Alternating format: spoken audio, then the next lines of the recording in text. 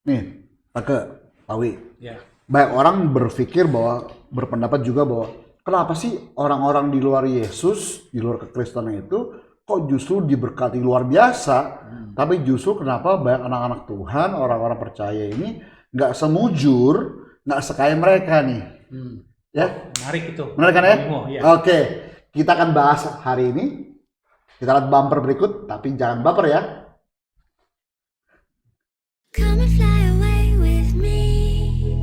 Come and fly away with me. Shalom The Warriors, dalam program Tri Masketir ini ada banyak isu-isu yang kekinian yang sedang viral.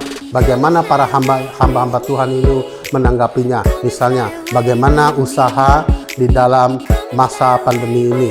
Bagaimana menanggapi pendeta yang dalam tanda kutip berbisnis. Don't you be afraid. Dan masih banyak juga tentunya ke depannya. Mari saksikan terus, jangan sampai kelewatan. Dan juga jangan lupa untuk like, subscribe, dan juga memberikan tanggapan atau komen dari Bapak Ibu dan bisa ditulis langsung. Serta dukungannya kepada pelayanan kami juga bisa disalurkan melalui rekening yang ada di kolom di bawah ini. Yuk, mari kita saksikan. Come on. Oke, kita teman-teman semuanya, saya ada Mas Bimo. Pawi. Tage, kita masuk dalam tema berikutnya dalam acara The Three Musketeers ya. Bagaimana menyikapi berpendapat orang berpendapat bahwa banyak anak Tuhan tidak semujur dan sekaya yang di luar Tuhan Yesus ya. Ya. Oke. Bagaimana Pak Wi? Ya, Silakan. ini kita masuk dalam temanya pergumulan orang percaya. Nah, kenapa orang percaya pergumulan? Tadi sudah disampaikan sama Mas Bimo, bagaimana seringkali dalam kehidupan nyata kita nih, kita sering melihat kalau kita nih orang pengikut Kristus, kok kenapa sih Mas Bimo? Tadi Mas Bimo sudah sampaikan orang-orang yang justru di luar kita itu memiliki kemujuran, sedangkan kita ini yang sudah percaya Tuhan, yang begitu memiliki keintiman dengan Tuhan, itu kok nggak seberuntung mereka. Nah, ini sebelum kita membahas, saya coba akan ambil ya Mas Bim dari Mazmur 73. Saya akan bacakan ayat 1, 2, 3. Saya akan mulai di Mazmur Asaf, Mazmur 73 ayat 1 sampai 3. Mazmur Asaf, sesungguhnya Allah itu baik bagi mereka yang tulus hatinya, bagi mereka yang bersih hatinya. Tetapi aku sedikit lagi maka kakiku terpeleset, nyaris aku tergelincir, sebab aku cemburu kepada pembual-pembual kalau aku melihat kemujuran orang-orang fasik. Nah, Mas Bim, nah ini kita juga sering nih Mas Bim, kita kemudian melihat orang-orang seperti kalau dalam pepatah tuh rumput tetangga lebih baik. Nah, sebenarnya Mas Bim, kalau kita mungkin pemirsa mau tahu sebenarnya apa sih yang bisa menyebabkan orang tuh seperti ini gitu loh. Kenapa dia suka membanding-bandingkan? Pertama ya, kalau bagi saya kalau orang suka membanding-bandingkan berarti orang itu belum beres hidupnya. Karena belum beres, karena dia nggak bisa mengucap syukur akan segala sesuatu yang Tuhan berikan dalam kehidupan dia. Saya punya prinsip begini ketika saya berdoa. Aku mengucap syukur Tuhan akan segala sesuatu yang Tuhan berikan dan Tuhan izinkan terjadi dalam kehidupanku. Ketika aku berdoa seperti ini, ya Pawi sama Take, saya tuh merasa aku bisa plong, puas. Kenapa? Karena setahu saya sejak saya jadi orang Kristen, saya diajarin orang, ayo minta sama Tuhan, minta diberi sama Tuhan katanya. Terus suatu ketika saya mengalami proses Tuhan, kalau orang mengalami proses Tuhan, lalu saya minta tuh nggak pernah mendapatkan apa-apa. Bahkan saya bilang, ada pada orang gedor pintu Tuhan, minta lebih keras lagi. Terus bukan hanya minta, saya udah gedor pintu Tuhan gitu. Saya paksa dengan puasa dan sebagainya. Sampai suatu ayat muncul kepada saya dan puasa saya bilang gini, apa yang kau minta itu hanya memuaskan hawa nafsumu. Nah, mulai hari itu saya berubah doa saya cuma bisa mengucap syukur. Ketika saya mengucap syukur, justru apa yang tidak pernah saya bayangkan, Tuhan berikan lebih dari apa yang saya minta. Jadi bagi saya poinnya lah saya bisa mengucap syukur. Yang kedua, terus tadi Pak Wi sempat bilang, banyak orang membandingkan rumput tetangga lebih hijau daripada rumput kita, gitu ya. ya lepas kacamata kita dulu. Kenapa lu lihat rumput tetangga yang lebih hijau, tapi kenapa nggak mau ngelola rumput sendiri tadi menjadi hijau? Gitu kan? Hanya bisa, oh enak ya, tapi dia lupa bahwa ada tanggung jawab yang harus dia kerjakan untuk mengelola apa yang dia miliki. Gitu loh. Kalau cuma bisa membandingkan, oh orang lain enak ya, tapi akhirnya dia cuma bisa melihat orang lain terus, tapi nggak bisa melihat dalam dirinya dia apa yang kurang, apa yang harus diperbaiki. Jadi segi introspeksi dia kurang bagi saya. Oke. Itu Pak Wik. Terima kasih Mas Bim. Nah, kemudian kalau kita lanjutkan, jadi begini nih, ketika orang sudah bersyukur ya, bersyukur, oke, seperti yang Mas Bim bilang, bersyukur, tetapi sampai satu waktu tertentu dia mentok nih Pak. Nah, karena kenapa? Tadi kalau kita lanjutkan, melihat orang-orang fasik ini ya, Pak Take ya, itu mereka lebih berhasil gitu. Ya, kagak ada kesakitan, mereka tubuhnya gemuk, cakep-cakep gitu ya. Juga mereka jauh dari kesusahan, jauh dari tulah dari sakit penyakit. Bahkan kadang-kadang mereka pun justru orang-orang yang bisa dikatakan kalau di dalam ayat ini tuh mengata-ngatai Tuhan, artinya yang berjauh dari Tuhan, bahkan menolak Tuhan. Nah, bagaimana kalau menyikapi hal seperti ini, khususnya bagi orang-orang percaya? Bagaimana supaya dia tetap terus bertahan, Pak? Supaya maksudnya bagaimana sih sebenarnya untuk menghilangkan pikiran-pikiran seperti ini? Silakan, Pak. Kalau dilihat dari segi yang Bani Asaf dendangkan itu, bahwa dia melihat ada kesenjangan, ketidakadilan, sepertinya Tuhan tuh dalam tanda kutip tidak adil terhadap mereka yang sudah sempurna, sudah berusaha menjalankan firman-Nya Tuhan, sudah berusaha melakukan yang terbaik bagi Tuhan, tapi alhasilnya mereka sepertinya kurang diperhatikan gitu kan. Kenapa mereka yang justru sebaliknya tidak memperhatikan perintahnya Tuhan, malah berbuat yang tidak baik, tidak senonoh, bisnis ngalor ngidul, bisnisnya tidak baik, usahanya tidak baik, kehidupan mereka tidak baik, tapi mereka diberkati, mereka luar biasa mempunyai harta yang melimpah. Nah, itu kan kalau dikembalikan ke konteks sekarang ini, kenapa anak-anak Tuhan yang misalnya berkeluh kesah, kok mereka diberkati luar biasa, kita kayaknya pada kehidupan mereka tuh hancur-hancuran, mereka berjalan di bisnis yang kita lihat tidak baik, jualannya tidak baik, misalnya bahasanya juga tidak baik, karakternya juga tidak baik, tapi mereka kaya, mereka sangat luar biasa diberkati. Kenapa kita tidak? Padahal kita rajin ke gereja, pelayanan misalnya kan itu. Nah, inilah timbul kecemburuan sosial di dalam. Nah, itu kembali seperti yang dibahas pada Mas Bimo, bahwa hati mereka masih belum clear. Ada hati yang tidak beres di situ. Nah, ya. Jadi sebetulnya Tuhan itu adil. Tuhan itu dikatakan Alkitab adil dan setia. Dia tidak mungkin tidak memperhatikan umat yang menjalankan perintahnya. Bapak tidak mungkin tidak memperhatikan anaknya yang baik, yang mendengarkan kata-katanya, yang menuruti segala apa yang dia perintahkannya, tidak mungkin tidak diperhatikan. Itu tidak mungkin. Yang sekarang tampak di mata yang sekarang dilihat itu nanti akan menerima semuanya, nanti akan dikumpulkan dan akan menerima baik buruknya nanti. Nah, kita bisa ambil salah satu kasus sebetulnya yang Bani Asaf ini bisa kita benang merahkan seperti yang ada terdapat pada cerita Tuhan Yesus tentang Lazarus si fakir miskin dan si orang kaya. Mengapa si Lazarus menerima yang tidak enak? Dia sangat menerima yang menderita itu. Sedangkan si orang kaya itu dikatakan setiap hari pesta pora, pakaiannya pun jubah lenan ungu. Kaya sekali dia. Setiap hari pesta pora, setiap hari. Dan Lazarus hanya berada di bawah menerima remah-remah yang jatuh. Dan akhirnya Tuhan katakan dua-duanya mati. Dua-duanya mati, apa perbedaannya di situ? Disitulah klimaksnya. Di situ ya klimaksnya, yang menderita di sini ada diam Tuhan itu menuju kemana? Firdaus. pangkuannya Abraham. Yang sini menerima kembali kemana? Ke Sheol, Hades. Iya.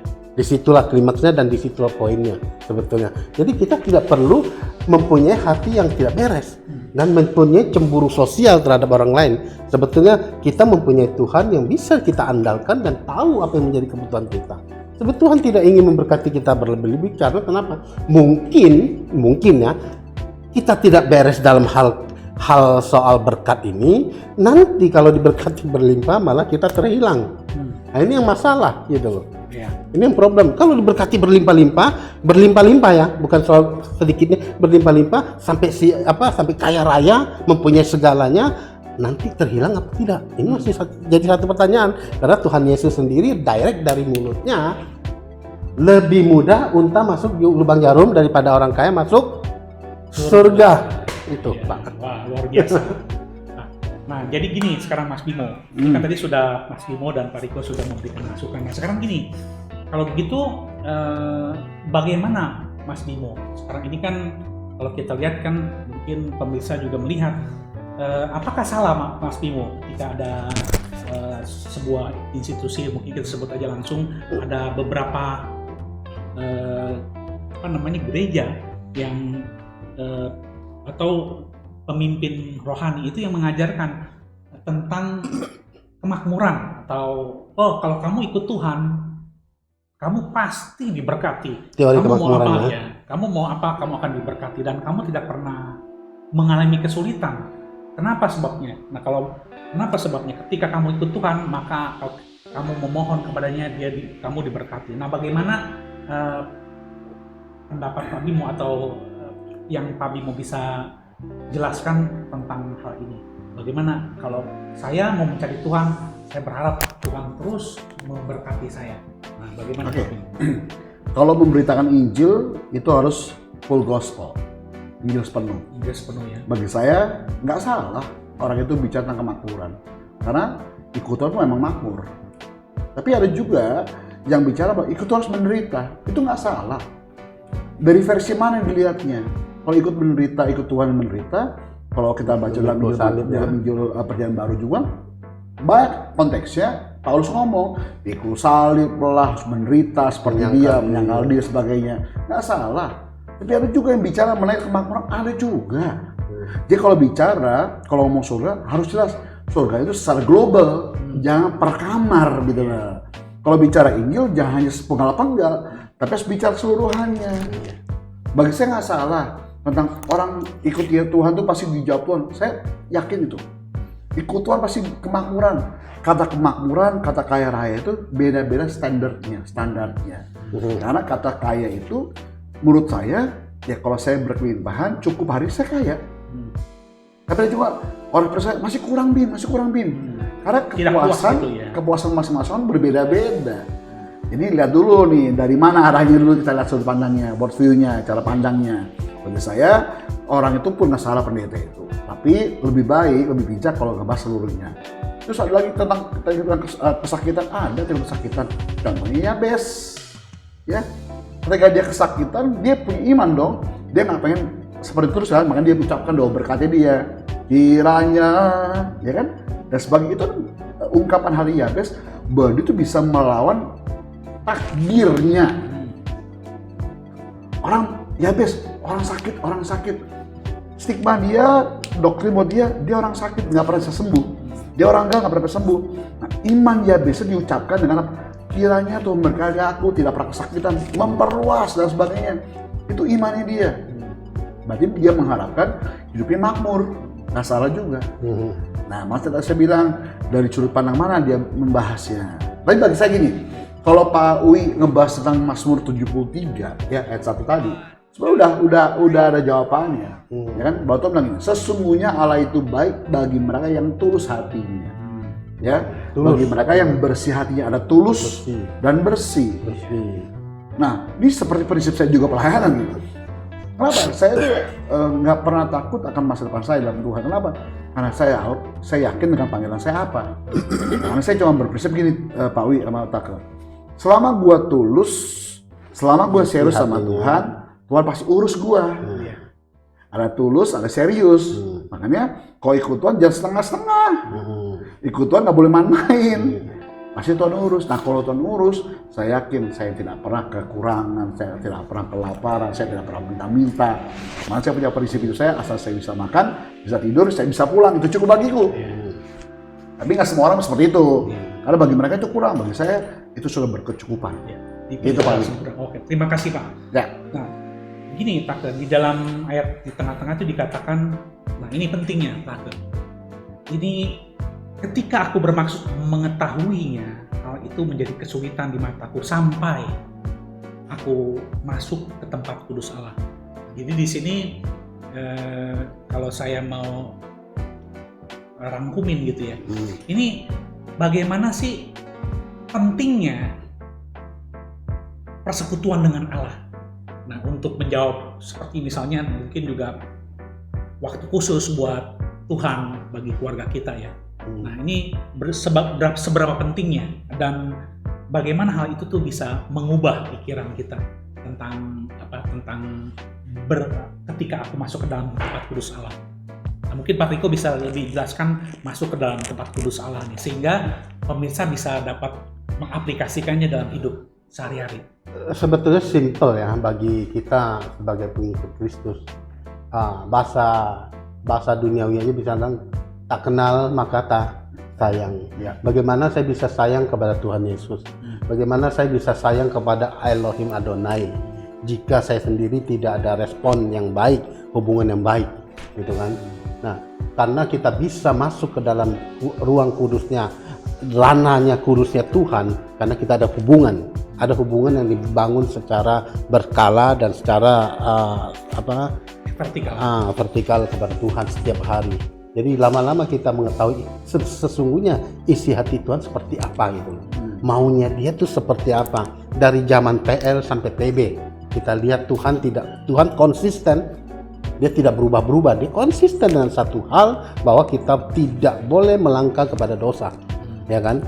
Tidak boleh melangkah kepada dosa. Dan dosa ini memang banyak sekali apalagi di masa-masa sekarang ini. Kecenderungan untuk berbuat baik dan kecenderungan untuk berbuat dosa lebih mudah berbuat dosa, gitu kan? Dan sedangkan maka untuk hal ini kita memang diprioritaskan untuk dekat dengan firman-Nya, itulah yang menjadi fondasi kita. Dan Roh Kudus akan mengawal. Roh Kudus pasti akan mengawal. Makanya karena membangun hubungan dengan Tuhan itu perlu dan sangat perlu. Ibarat kata kita tidak bisa dicabut dari hadapan Tuhan. Dicabut dari hadapan Tuhan karena kita pasti mati, ya kan? Tuhan tanpa kita, dia tetap Tuhan. Ya, betul. Kita tanpa Tuhan mati.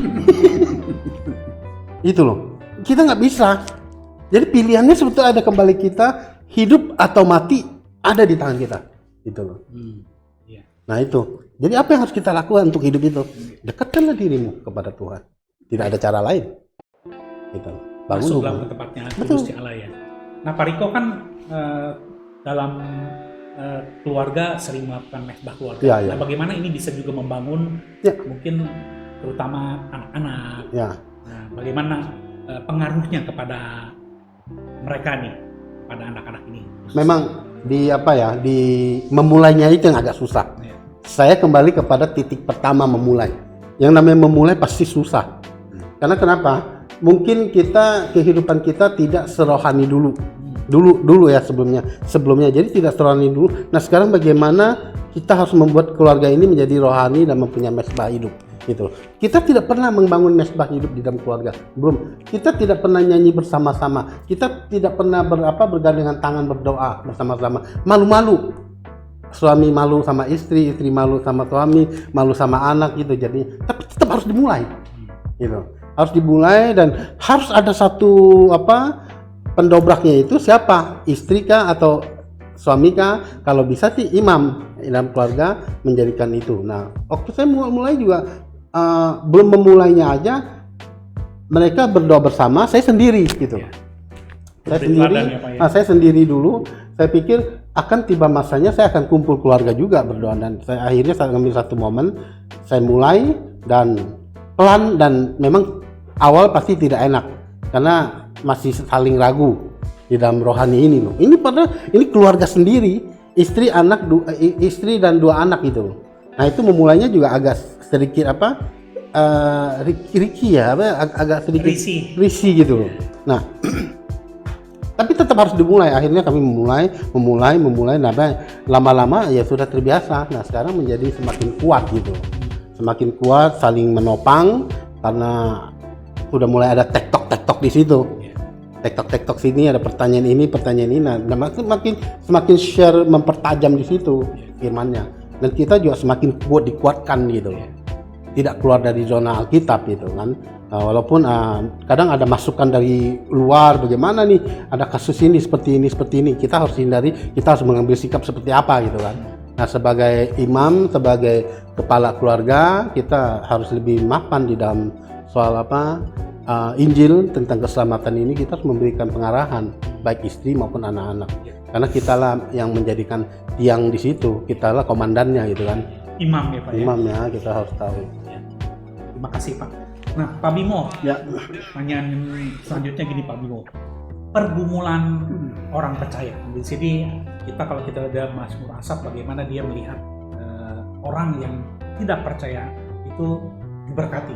Nah sebenarnya mungkin cukup banyak ya pergumulan orang percaya. Kalau bagaimana saran atau yang Pak Bimo mau mengungkapkan, saya memiliki pergumulan, misalnya mungkin ada yang pergumulan keuangan, ada yang pergumulan juga sakit penyakit, ada yang masalah rumah tangga. Nah bagaimana kalau orang percaya mengalami pergumulan ini? Pak Bimo dalam pelayanannya bagaimana melihat hal ini dan memberikan? Pak Bimo, ya. Mas Bim, di pergumulan orang percaya dalam kehidupan nyata kita bisa menghadapi orang yang masalahnya keuangan, ada yang masalahnya penderitaan, sakit penyakit, ada juga yang masalahnya macam-macam lah, ada yang masalah usaha dan seterusnya. Nah bagaimana Mas Bim ketika dalam pelayanan ini menemukan orang-orang seperti ini, dan jika pemirsa mengalami pergumulan dalam kehidupannya, nah secara umum apa yang mesti kita lakukan? Ini loh, yang pertama kali saya lakukan adalah mereka harus tahu bahwa rancangan Tuhan bagi mereka itu apa. Ya. Rancangan Tuhan itu apa, supaya mereka tahu bahwa mereka ada di dunia untuk apa. Jangan sampai mereka nggak tahu tujuan mereka hidup di dunia untuk apa. Tuhan ngasih otak untuk apa, Tuhan ngasih tangan untuk apa, Tuhan ngasih kaki untuk apa. Semua anggota tubuh yang Tuhan berikan sama kita itu ada fungsinya. Ya. Tapi yang sering kali terjadi adalah mereka hanya bisa meminta, memakai tangan begini, menengadakan tangan sama Tuhan. Tapi mereka tidak pernah memakai kakinya untuk melangkah. Gitu. Dan mereka tidak pakai pikiran otaknya untuk berpikir cara apapun yang mereka kerjakan, sebetulnya Tuhan punya program untuk mereka. Yang mereka kejar hanya kaya raya, yang mereka kejar hanya diberkati Tuhan, yang mereka kejar kesembuhan. Tapi mereka lupa sumber kehidupan itu siapa. Lebih cenderung keinginan daging. Keinginan dagingnya, kemauannya dia. Tapi mereka lupa kemauan Tuhan bagi mereka itu apa. Nah, ini harus dirubah mindset dulu pada mereka. Yang kedua, mereka lupa ada doa yang Tuhan ajarkan melalui doa Bapa kami. Berikan makan pada hari ini makanan kami yang secukupnya. Daily bread, makanan roti hidup, roti yang buat kita hidup setiap harinya. Tuhan nggak menjanjikan bahwa ada kelimpahan di situ, tapi Tuhan menjanjikan berkecukupan. Berarti asal bisa makan, itu pasti ada. Berarti orang ini dikasih tanggung jawab besar bahwa dari tangan kita harus bekerja. Makanya kenapa Alkitab katakan kalau tidak bekerja, hendaknya kau jangan makan. Supaya apa? Supaya itu kita nggak boleh malas. Amsal 6 ayat 6 berkata, belajar dari semut, lihat tingkah lakunya dan jangan malas. Gitu kan? Mereka tahu kok bagaimana cara menyimpan pada musim dingin, pada musim panas. Ya, Tuhan ajarkan kita curi contoh setiap hewan binatang yang kita temui. Berarti kan kita suruh melihat dengan mata dan berpikir dengan otak pikiran kita. Nah, saya bilang juga sebelumnya bahwa Tuhan memberikan kita kaki. Seperti yang kita pernah bahas tema berikut sebelumnya adalah kita bingung mau dari mana. Kenapa? Karena kita nggak pernah mau melangkah. Hanya bermimpi ya, tapi nggak pernah mau start dari mana. Nah, saya ajarkan mereka juga kaki itu diberikan Tuhan supaya kita berani melangkah. Melangkah apa? Karena janji Tuhan, tanah bumi yang kita injak adalah tanah bumi yang diberkati Tuhan. Iya. Artinya, jangan takut untuk melangkah, jangan takut bekerja, jangan takut untuk berpikir, jangan takut untuk punya rencana besar. Kalau itu rencana Tuhan, pasti terjadi. Gitu Pak Wi. Luar biasa. Biasa di luar saya. Pergumulan orang percaya. Nah, setiap kita tentu punya pergumulan masing-masing. Tapi Asaf ini, dari Asaf kita belajar bagaimana orang yang tulus hatinya dan orang yang tulus hatinya dan bersih hatinya itu terutama akan dipelihara Tuhan dengan sempurna. Amin. Tadi juga sudah disebutkan oleh narasumber bagaimana kita harus beres hatinya dan juga memiliki keintiman dengan Tuhan ya. Miliki keintiman dengan Tuhan, maka setiap pergumulan itu pasti akan kita temukan kekuatan dari Tuhan. Terima kasih. Sampai jumpa pada program acara berikutnya. Saya Pawi. Saya Mas Bimo. Saya Take. Kami dari Trimas Ketir. Shalom, Tuhan berkati. Tuhan berkati.